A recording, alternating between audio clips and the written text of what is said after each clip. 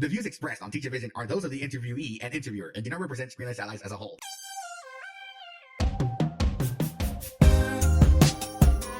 Hello, and welcome to Teachavision, where everyone has a different vision of learning. My name is Jose Briseño, welcoming you to episode 2 of this podcast, brought to you by Screenless Allies. In this episode, we're going to continue our series of the interview that I did with Courtney Greer, a teacher of the visually impaired based out of Amarillo, Texas. In part 2, we're going to discuss Courtney's teaching style and how it has helped students. We'll be focusing a little bit on Braille and technology, along with a couple of tips and tricks for people that are going into this field. But before we continue, let's check out some highlights of episode number 1.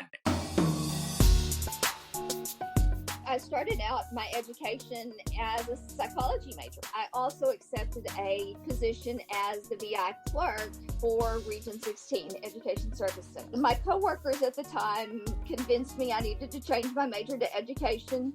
And there you have it. We recommend you listen to episode 1 before diving into episode number 2, since on episode 1, we got to know a little bit about Courtney and how she got into the teaching field. If you're ready to listen to episode number 2, then let's get on with the show, right here on Teachavision by Screenless Allies. All right, so let's fast forward a little bit and let's move on to the part where you got your certification and you became a teacher. Can you describe to me your teaching style? Each person has their own teaching style, of course.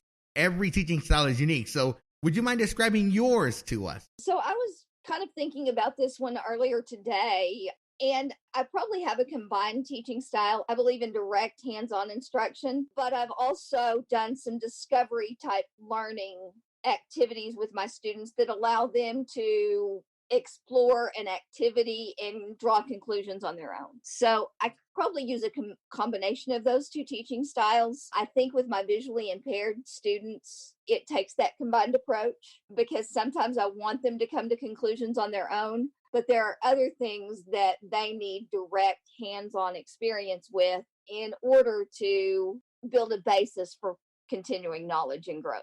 Right, that definitely makes sense. Now, I forgot to ask you this earlier, but I'm going to go ahead and ask you now.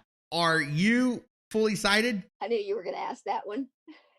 I actually was born with a visual impairment. I was born with a hemangioma, which is a form of blood clot fibrous tumor that was on the left side of my face when I was an infant. What we discovered probably 6 to 9 months into my life was that it had impacted my vision on the left side. So I have no vision or hearing on my left side. And the vision we've known about since I was 6 months to a year old. The hearing we discovered when I was about 7 or 8. So the common expression of what goes in one ear goes out the other doesn't apply to you then, huh?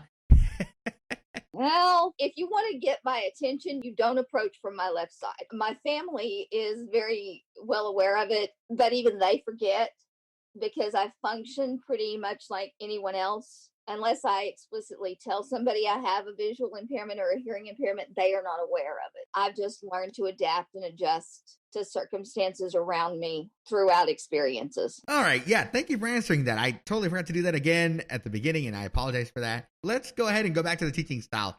But now let's talk about how you actually implemented that. So can you tell me about a time, because you definitely got to be creative in this field, I can imagine. So can you tell me about a time when you created something and you went, you know what, this is how I'm going to teach this student, and this student understood what you were teaching based off of what you created from scratch? I think I have to be creative on a daily basis. One of the things I've done over the break is work on adapting some materials for students with cortical visual impairment that can be used with the iPad. So I think every day demands a different level of creativity. Teaching Braille came naturally to me for some reason.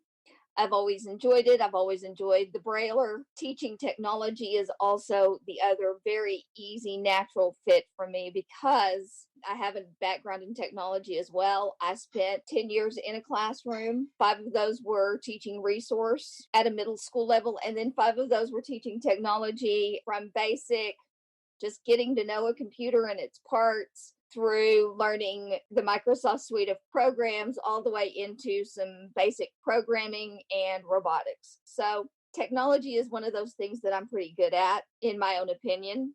Teaching technology and teaching Braille are natural fits. Other areas of visual impairment, cortical visual impairment, active learning, working with infants, are probably some of the things I'm still learning and growing and exploring. All right, so I'm going to rewind a little bit. So you were talking about the technology, and when I first got to work with you, I remember you were telling me that you did not allow your students to use the mouse. They had to use nothing but keyboard shortcuts. So can you explain why you did that exactly? One of the things I learned when I was at Region 16, working as a VI clerk and learning Braille and going into the program, is visually impaired students often can't see the mouse. And everything that we are so accustomed to doing with a mouse, they could do with a keyboard. So teaching them to keep their hands on the keyboard was important to me because it allowed them speed, accuracy, and it integrated their learning on a very in-depth level. Okay. And would you say that that was effective to these students? Like, did you ever have one come up and tell you, Miss Greer, this was actually really helpful. I thank you for not letting me use the mouse. I really appreciate it. I think most of my students have had that aha moment eventually. Teaching in a general ed setting, they were resistant to using the keyboard. They were certainly resistant to learning keyboarding skills and things like that. But I think they all found it useful moving forward as we moved. Technology evolved. There are times when copying and pasting something is much easier from the keyboard than it is using a mouse. Being able to use those select and highlighting things that way is easier than it is with a mouse. Right. And that definitely makes sense. I'm a totally blind keyboard user, so I can relate in that situation. And I have not seen a mouse before, so that wouldn't have helped me at all in the first place. But I've also heard of people that can type with their eyes closed, even though they have vision. So that's definitely pretty interesting to me. So tell me about a time when you felt accomplished on teaching a concept, where you were like, you know what, I'm so glad I did this. I am proud of myself. I'm proud of my student. I think the first student that I worked with that I introduced a refreshable Braille display to, I think that opened up a whole new world, both to her and to her classroom teachers. There were some hiccups, but I think she learned it very quickly. We worked together, and when the world went virtual back in March, I was so glad that I had taught those basic skills to her because it made the interaction a little smoother for us. All right, now I'm going to test your tech smarts. Can you tell the people that are listening to this podcast what a refreshable Braille display is? Can you describe it? A refreshable Braille display is a device used by blind and visually impaired individuals to read Braille. They usually connect by Bluetooth. I have had the most success with them connecting them usually to an iOS device, at least when I'm teaching to begin with. I think that's the most fluid way to do that. But the student is able to type in Braille and also read what is on the screen using Braille and having audio feedback if you're using the iPad. All right, pretty good. So I will also link an article that yours truly wrote on the show notes all about Braille displays, and it definitely has more information about what they can do and the different types of Braille displays that you can take a look at. Thank you for joining us for episode number 2 of Teachavision. Stay tuned for episode number 3, where Courtney will give us more tips and tricks and some of the qualities that people must have when coming into the field. We will also discuss virtual learning and how that has affected teaching to someone who's blind or visually impaired. Plus, the evolution of teaching since Courtney started in the field. So we hope you can join us next time. In the meantime, if you wish to check out Screenless Allies, we encourage you to please visit us on the web at screenlessallies.com.